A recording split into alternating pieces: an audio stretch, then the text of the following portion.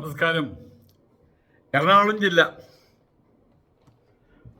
എറണാകുളം ജില്ലയിലെ മൊത്തം എടുക്കുകയാണെങ്കിൽ അവിടെ ഹിന്ദുക്കൾ 46%, ക്രിസ്ത്യാനികൾ 38%, പിന്നെ താഴെയാണ് മുസ്ലിംസ് 15.5%. അവിടെ ഒരു മേയർ വന്നിട്ടുണ്ട്. അവരുടെ പേരാണ് ചെറ്റ. ശരിയായിട്ടുള്ള ചെറ്റ, മേയർ ചെറ്റ, ചെറ്റ മേയർ.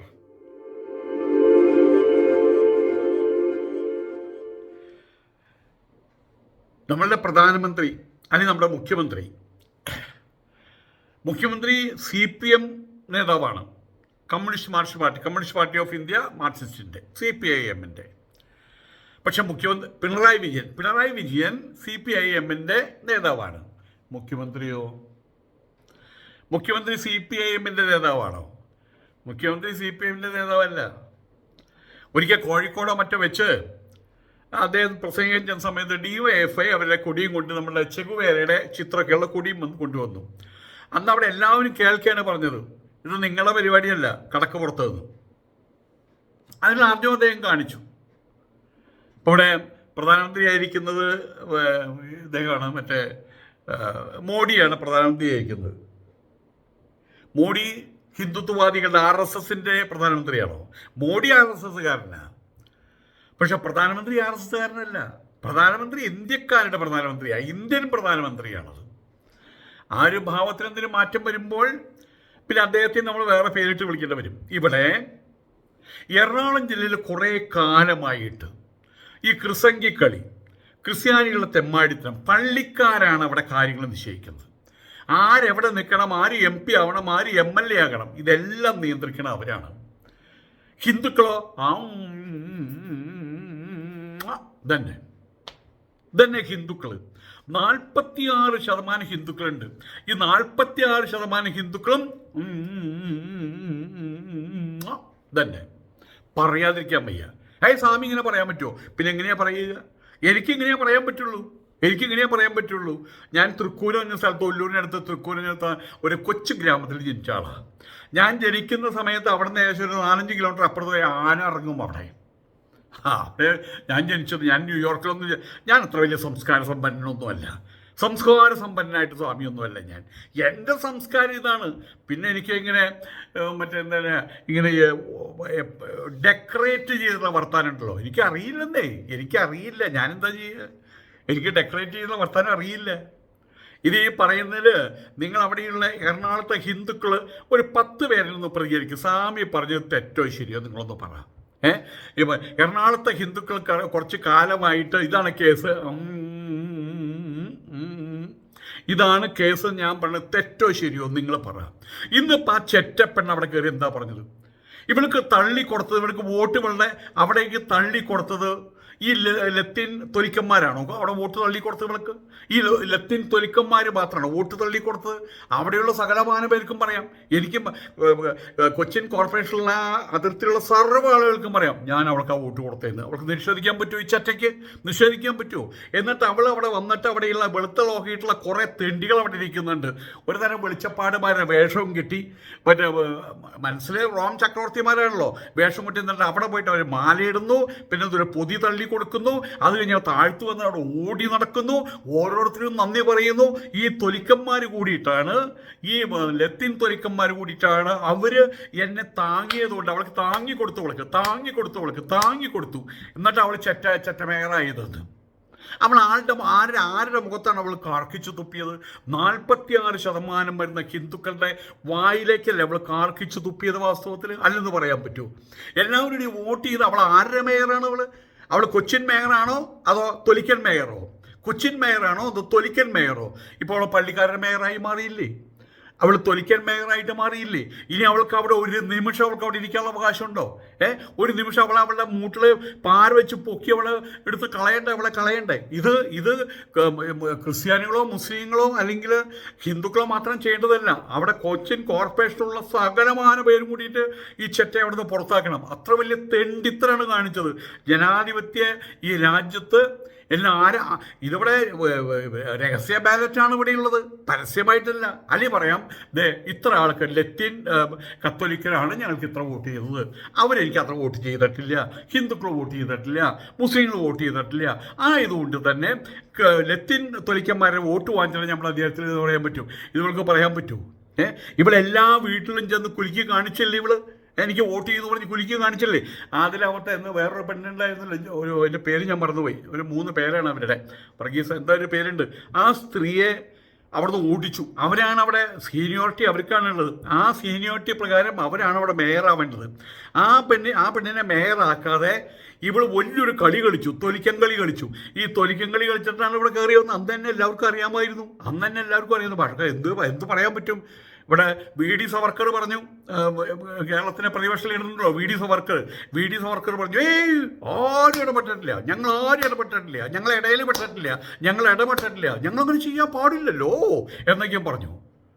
ഇപ്പം അവൾ പരസ്യമായിട്ടാണ് അവളുടെ നാറിയ തൊള്ളകൊണ്ട് പറഞ്ഞത്, ഈ തൊലിക്കലച്ചന്മാർ കൂട്ടിയിട്ടാണ് എൻ്റെ മൂട്ടിൽ തള്ളി തന്നത്, ഈ തൊലിച്ച അച്ഛന്മാർ കൂടിയിട്ടാണ് എന്നെ ഇങ്ങനെ ശരിക്കും എനിക്ക് കയറ്റി തന്നിട്ടുണ്ട്, കയറ്റി എന്നെ ഈ പൊസിഷനിൽ എത്തിച്ചിട്ട് പച്ചയ്ക്ക് അവൾ വിളിച്ചു പറഞ്ഞു. ആ സ്പോട്ടിൽ വെച്ച് ആരും കയറിയിട്ട് അവളെ ചെള്ളടിച്ച് പൊളിക്കല്ലേ വേണ്ടത്, അവളെ ചെള്ളടിച്ച് പൊളിക്കല്ലേ വേണ്ടേ? അവൾ കാണിച്ചത് നന്ദികേടൊന്നുമല്ല, തെണ്ടിത്തരാണ് കാണിച്ചത്. ഇനി ഇവളെ 2.5 കൊല്ലം നിങ്ങൾ എറണാകുളത്തെ ലത്തീൻ കത്തോലിക്കരല്ലാത്ത ക്രിസ്ത്യാനികളും അഥവാ നന്നായിട്ട് ചിന്തിക്കുക അന്തസ്സുള്ള ക്രിസ്ത്യാനികളും അതുപോലെ തന്നെ ഹിന്ദുക്കളും അതുപോലത്തെ മുസ്ലിങ്ങളും നിങ്ങൾ ഇനി 2.5 വർഷം കൂടി ഇവിടെ സഹിക്കാൻ പോവുകയാണോ? നിങ്ങൾ 2.5 വർഷം കൂടി ഇവിടെ സഹിക്കാൻ പോവുകയാണോ? ഇനിയും 2.5 വർഷം ഇങ്ങനെ ഇരിക്കാൻ പോവുകയാണോ നിങ്ങൾ? ഏതായാലും നിങ്ങൾ ഒരു കാര്യം മനസ്സിലാക്കി, ഇത് തന്നെയാണ് ഇവന്മാർ ഈ പള്ളിക്കാരും എല്ലാവരും ഇലക്ഷൻ വന്നു കഴിഞ്ഞാൽ അവർക്ക് ബൈബിളും വേണ്ട, കർത്താവും വേണ്ട, യഹോവയും വേണ്ട, 10 കൽപ്പനയും ഒന്നും വേണ്ട. പിന്നെ അങ്ങോട്ട് ഇറങ്ങായി, കൂട്ടത്തോടെ ഇറങ്ങായി. ഇതിവിടെ മാത്രമല്ല, ഇതേ പരിപാടി തന്നെയാണ്, ഇതേ പരിപാടിയിലേക്ക് കാര്യങ്ങൾ കടക്കുന്നു എന്നുള്ള ഇൻ്റലിജൻസ് റിപ്പോർട്ടൊക്കെ ഉണ്ട്. അതിൻ്റെ പേരിലാണ് ബീഹാറിലെ അവന്മാരെ പുറത്ത് കിടന്ന തല്ലിത്തൊഴിക്കുന്നത്, ഛത്തീസ്ഗഡിൽ പുറത്ത് കിടന്ന തല്ലിത്തൊഴിക്കുന്നത്, ഉത്തർപ്രദേശിലെ പുറത്ത് കിടന്ന തല്ലിത്തൊഴിക്കുന്നത്. അപ്പോൾ പറയും RSSകാരെ സപ്പോർട്ട് ചെയ്യാമെന്ന്. അല്ല, ഈ കാര്യത്തിലേക്ക് അടി കൊടുക്കണം. ഇവിടെ ജനങ്ങളെല്ലാവരും വോട്ട് ചെയ്തിട്ട് നാളെ ഇന്ത്യൻ പ്രധാനമന്ത്രി നരേന്ദ്രമോദി പറയാണ് ഞാൻ ഹിന്ദുത്വവാദികളുടെ പ്രധാനമന്ത്രി എന്ന് പറഞ്ഞാൽ അയാളെ നമ്മൾ എന്ത് പേരിട്ടാണ് വിളിക്കുക? ചെറ്റപ്രധാനമന്ത്രി എന്ന് പേരിട്ട് വിളിക്കും. ഞാൻ പറയും അയാൾ തെറ്റിയാണെന്ന് പറയും, ബാസ്റ്റഡാണെന്ന് പറഞ്ഞു കളയും അയാൾ. പക്ഷേ അയാളത് പറഞ്ഞിട്ടില്ല. അതുകൊണ്ട് അയാൾ പള്ളിയിൽ പോയല്ലോ, അയാൾ മോഡി നാൾ പള്ളിയിൽ പോയിട്ട് അവിടെ പോയല്ലോ. അതുപോലെ തന്നെ മറ്റേ മുസ്ലിങ്ങൾ അവർ ഖബറെടുത്ത് തുണി വിരിക്കുന്നൊരു പരിപാടി ഉണ്ട്, അതിൻ്റെ പേരൊന്നും എനിക്കറിയില്ല, അത് വിരിക്കാൻ പോയല്ലോ. ഞാൻ അതിന് വരില്ല എന്ന് പറഞ്ഞില്ലല്ലോ. കാരണം അങ്ങനെ ഇന്ത്യൻ പ്രധാനമന്ത്രിയാണ്. ഉള്ളിൽ അങ്ങനെ RSകാരനായിരിക്കാം, അത് RSൻ്റെ ശാഖയിൽ പോകുമ്പോൾ. പക്ഷേ പാർലമെൻറ്റിൽ കയറിയിരിക്കുമ്പോൾ ഇന്ത്യൻ പ്രധാനമന്ത്രിയാണ്. ഞാൻ പറഞ്ഞു വരുന്നത് അദ്ദേഹത്തിൻ്റെ നയത്തിൽ പല ഹിഡൻ അജണ്ടകൾ ഇല്ലയെന്നല്ല, അദ്ദേഹം അവിടുത്തുണ്ടോ. പക്ഷേ ഇതുപോലെ നാറിയ തൊള്ളയിലുള്ള വർത്താനം പറയുന്നവൾ എന്താ വേണ്ടത്? ഇവിടെ മറ്റൊരു കാര്യമുണ്ട്. ഇതേ അവസ്ഥ തന്നെയാണ് ഇപ്പോൾ തൃശ്ശൂരുള്ളത്. തൃശ്ശൂരിലെ ഏറ്റവും വലിയ കഷ്ടം തൃശ്ശൂരുകാരിയാണ്. 59%, 60% കൂട്ടിക്കോ, 59% തൃശ്ശൂരിലെ ഹിന്ദു പോപ്പുലേഷൻ. ദാറ്റ് മീൻസ് ഒരു കണക്കിന് സൗകര്യത്തിന് വേണ്ടി 60%. മുസ്ലിങ്ങൾ അവിടെ 17%, ക്രിസ്ത്യാനികൾ അവിടെ 24%. ഇത് മൂന്നും കൂട്ടിക്കഴിഞ്ഞാൽ ഈ ക്രിസ്ത്യാനികളുടെയും മുസ്ലിങ്ങളുടെയും എണ്ണം കൂട്ടിക്കഴിഞ്ഞാൽ 41%. തൃശ്ശൂർ ജില്ലയിലാണ് പറയുന്നത് കേട്ടോ. അപ്പോൾ അതിൻ്റെ ആ ഏകദേശം ആ റേഷ്യോ തന്നെയാണല്ലോ ഇവിടെയും വരിക. ടൗണിലും ഏകദേശം അതുപോലെയാണല്ലോ വരിക. ആ തൃശ്ശൂരിൽ പകുതിക്ക് മേലെ ഹിന്ദുക്കളാണുള്ളത്. പക്ഷെ അവിടെ കോർപ്പറേഷനുള്ള സ്ഥിതി എന്താ? തൃശ്ശൂർ കോർപ്പറേഷനുള്ള സ്ഥിതി എന്താ? അവിടെ കഴിഞ്ഞ അനവധി കാലങ്ങളായിട്ട്, കുറേ കാലങ്ങളായിട്ട്, ഈ അടുത്ത കാലത്താണ് ബാലചന്ദ്രൻ അവിടെ നിന്ന് ജയിച്ചു പോയത്. അത് ഞങ്ങൾക്കുള്ളതാണ്, അത് സംവരണ സീറ്റാണ്, അവിടെ ക്രിസ്ത്യാനികൾക്കുള്ള സംവരണ സീറ്റാണ്. അവിടെ ഇപ്പോൾ കാലം എത്രയും ഇവിടെ ബിന്ദുവാണ് അവിടെ അവസാനം മാർഷൽ പാർട്ടിയുടെ ആളായി പറ്റി. ബിന്ദു പോയതിനു ശേഷം പിന്നെ അവിടെ കയറാൻ പറ്റിയിട്ടുണ്ടോ? അവിടെ അടി നടക്കുകയാണ്. എനിക്ക് വേണം, നിനക്ക് തരില്ല, എനിക്ക് വേണം എന്ന് പറഞ്ഞാൽ അടി നടക്കുന്നത് മുഴുവൻ ക്രിസ്ത്യാനികൾ തമ്മിലാണ്. കാരണം ഹിന്ദുക്കളുടെ പരിപാടി എന്താ? ഇതല്ല തൃശ്ശൂർ തന്നെയാണ് സ്ഥിതി. അവർക്കിതൊന്നും ബാധകമല്ല. ക്രിസ്ത്യാനികൾ അവൾക്ക് കൊടുക്കരുത്, എനിക്ക് വേണം, എനിക്ക് തന്നില്ല അവൾക്ക് വേണം എന്ന് ഈ അപ്പം ഇവർക്കുള്ളതാണ്. അതെങ്ങനെ പങ്കുവയ്ക്കുന്നത് അവർ തീരുമാനിക്കും. ഹിന്ദുക്കളോ വായിൽ വരലിട്ടിരിക്കും. ഇതാണ് ഇവിടെ സംഭവിക്കുന്നത്. ഇതിന് എത്ര കാലം ഉണ്ടാകും? ഇവിടെ നമ്മൾ ഒരു കാര്യം മനസ്സിലാക്കേണ്ടത്, ഇത്തരം സാഹചര്യങ്ങളിലാണ് ഹിന്ദുത്വവാദികൾ ഉണരുന്നത്. ഹിന്ദുത്വവാദം എന്ന് പറയാതെ ഹിന്ദുത്വവാദികൾ ഉണരുന്നു. പറയുമ്പോൾ എന്താ പറയുക? ഹിന്ദുയിസം എന്നാണ് പറയുക. ഞങ്ങൾ ഹിന്ദുക്കളാണെന്നാണ് പറയുക, ഞങ്ങൾ ഹിന്ദു സംരക്ഷകരാണെന്നാണ് പറയുക. സ്വാഭാവികമായിട്ട് അവിടെയുള്ള സാധാരണക്കാരെ ആളുകൾക്ക് തോന്നില്ലേ, ഞങ്ങളൊക്കെ ഇങ്ങനെ മൂഞ്ചൽസായിട്ടിരിക്കുന്നതിന് എന്തർത്ഥമുള്ളത്? 50% മേലെ മറ്റേ എന്താ പറയും, ഇവർക്കിവിടെ ഹിന്ദുക്കൾ 46%, ഹിന്ദുക്കൾ 59%, 60% ഹിന്ദുക്കൾക്ക് യാതൊരു വിധത്തിലുള്ള അന്തസ്സും ആഭിയാത്യവും സാമൂഹികമായിട്ടില്ല, സാംസ്കാരികമായിട്ടും പിന്നെ പണ്ടേ ഇല്ല, സാമ്പത്തികമായിട്ടും താഴോട്ടാണ് അവർ. ആ ഒരവസ്ഥ അടിച്ചേൽപ്പിക്കപ്പെട്ടിരിക്കുകയാണ് ഹിന്ദുക്കളുടെ മേലെ. ആരാണ്? ക്രിസ്ത്യാനികൾ. മുസ്ലിങ്ങൾ ആരെയും അടിച്ചേൽപ്പിക്കുന്നില്ല. അവർക്ക് കിട്ടുന്ന അവകാശം അവർ ഭംഗിയായിട്ട് കൊണ്ടു നടക്കുന്നു. ഇവരങ്ങനെയല്ല. ഒരു പള്ളിക്കാരും ഒരു ഉസ്താദും വന്നിട്ട് രഹസ്യമായിട്ട് രാഷ്ട്രീയത്തിൽ ഇടപെടുന്നില്ല. അവരഭിപ്രായം പറയും. ഇവരങ്ങനെയല്ല. പള്ളികളുമായിട്ട് ബന്ധപ്പെട്ട് അൽമായന്മാരുമായിട്ട് ബന്ധപ്പെട്ടുകൊണ്ട് അവിടെ നിന്നാണ് തന്ത്രങ്ങൾ, സ്ട്രാറ്റജികൾ മെനയുന്നത്. അതിൻ്റെ ബലിയാടുകളാണ് വാസുവിലെ തൃശ്ശൂർക്കാർ, അതിൻ്റെ ബലിയാടുകളാണ് വാസുവിൽ എറണാകുളത്തുകാർ.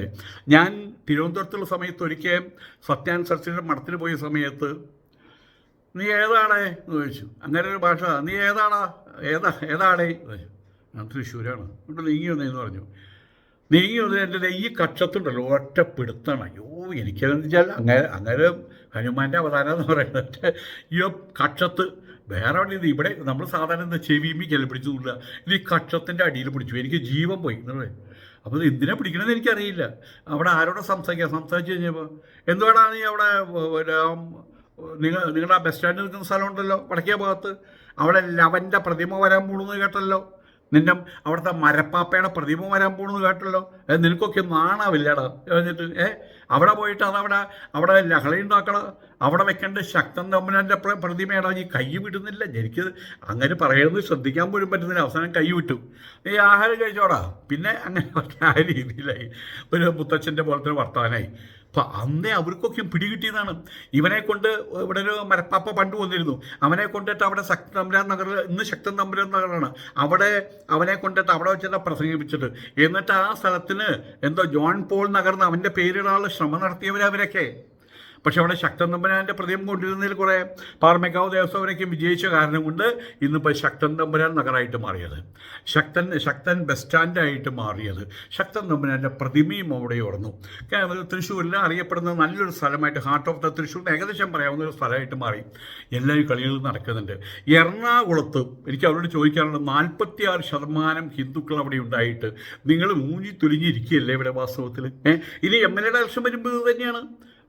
കൊച്ചിയിൽ എറണാകുളത്തേക്ക് ഞങ്ങൾക്ക് സംവരണ സീറ്റാണ്.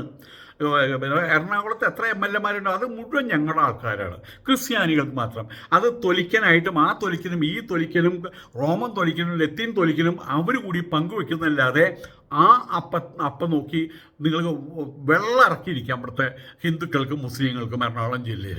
അതിൽ പങ്കുവയ്ക്കുമ്പോൾ ഒരു തുണ്ട് പോലും ഇവിടെ കിട്ടില്ല. അത് അവർക്ക് എഴുതി അവരെടുത്തിരിക്കുക, എടുത്തിരിക്കുകയാണ് അവർ. അതുതന്നെയാണ് തൃശ്ശൂരിൻ്റെ സ്ഥിതി. ഏതായാലും ഈ മേയർ ചെറ്റയെ നിങ്ങൾ അവിടെ നിന്ന് പുറത്താക്കണം കേട്ടോ. ഈ മേയർ ചെറ്റ അവിടെ നിന്ന് പുറത്താക്കണം. അവൾ പരസ്യമായിട്ട് പറഞ്ഞു കഴിഞ്ഞു, ഞാൻ ലത്തീൻ മേയർ.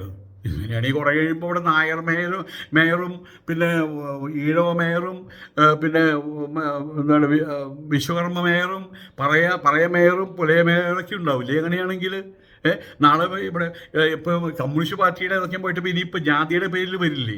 ഇവൾക്ക് വേണമെങ്കിൽ പറയാം ഞാൻ കോൺഗ്രസിൻ്റെ മേയർ എന്ന് വേണമെങ്കിൽ പറയാം. കോൺഗ്രസിൻ്റെ മേയർ പറഞ്ഞാൽ പിന്നെ അല്പം നമുക്ക് ക്ഷമിക്കാം, അല്ലെങ്കിൽ കക്ഷിയുടെ പേര് പറഞ്ഞാൽ.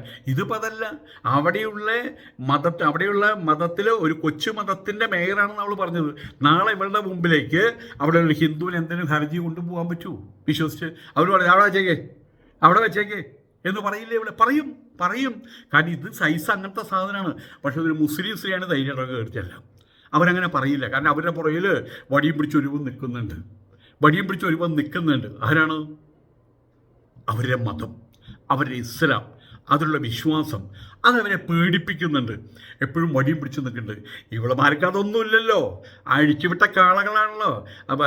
ആയതുകൊണ്ട് തന്നെ ഇവളമാർ ഇനി അവിടെ ഏതൊരു ഹർജി വന്നാലും ആ പേപ്പർ നോക്കും. തൊലിക്കൻ്റെ പേപ്പർ ലത്തിൻ തൊലിക്കലിൻ്റെ പേപ്പർ അതവിടെ അലമാറിൽ വയ്ക്കും. വേറെ നോക്കുമ്പോൾ ബാലകൃഷ്ണൻ നായർ അത് കുപ്പയിൽ തള്ളും, അവിടെ നിന്നാകും. അബൂബക്കർ അത് കുപ്പയിൽ തള്ളും. അപ്പുറത്ത് തൊലിക്കൻ അതവിടെ കയറ്റി വയ്ക്കും. ഇതാണ് അവിടെ സംഭവിക്കാൻ പോണത്.